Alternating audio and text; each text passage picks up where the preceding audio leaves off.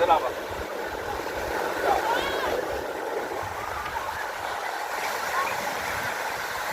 Salvamarul Igor. Hai mă, nu să luăm interviu.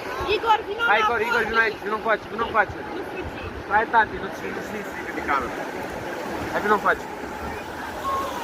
Ce zici aici? Hai lângă mine acum. Așteaptă. Aștept aici, mă.